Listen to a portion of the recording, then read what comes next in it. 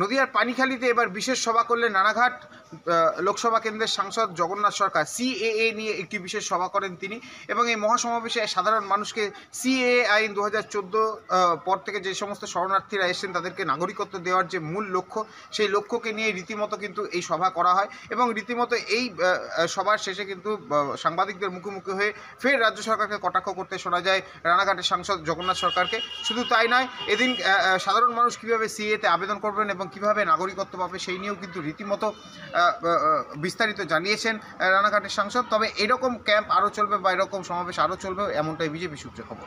এখানে পটুয়া সমাজের অধ্যুষিত এলাকা এবং ওপার বাংলা থেকে অত্যাচারিত হিন্দু, বৌদ্ধ, জৈন সমাজের, বিশেষ করে হিন্দু সমাজের মানুষ তারা বিভিন্ন সময়ে পালিয়ে আসতে বাধ্য হয়েছে ধর্ম রক্ষার জন্য। তারা এখানে ধরাধরি করে একে তাকে পয়সা দিয়ে কেউ কেউ তারা ভোটার তালিকায় নামও তুলেছে, তাই এবং কেউ অনেকেই তুলতে পারেনি। অর্থাৎ তারা তাদের এক অধিকার এই দেশে আছে, তাই সেই অধিকার আদায়ের জন্য তারা একটি পথসভা বা একটা মিছিলের আয়োজন করেছিল।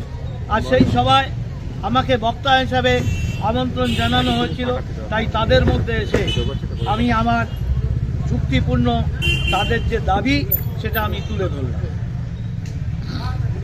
কি দাবি ছিল মূলত?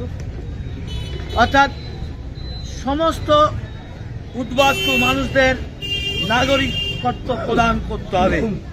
2014 নয়, 2024 এবং আজকে আসলেও তাদের নাগরিকত্ব দিতে হবে, না হলে বাংলাদেশে তাদের হোমল্যান্ড আদায় করে স্বাধীন আর একটা দেশ তৈরি করে দিতে হবে। কারণ এপারে যে সংখ্যা রয়েছে সেই সংখ্যাটা তাদের দেশ ওপারে, এবং ওপারে যারা ভাগ করে নিয়েছিল অনেকে এপারে চলে এসেছে, সেই অংশটা তাদের রয়েছে ন্যায্য পাওনা জমি।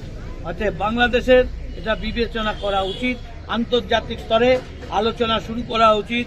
আমাদের প্রধানমন্ত্রী মোদিজিকে আলোচনা করার জন্য আমি পার্লামেন্টে সুযোগ পেলেই দাবি তুলি।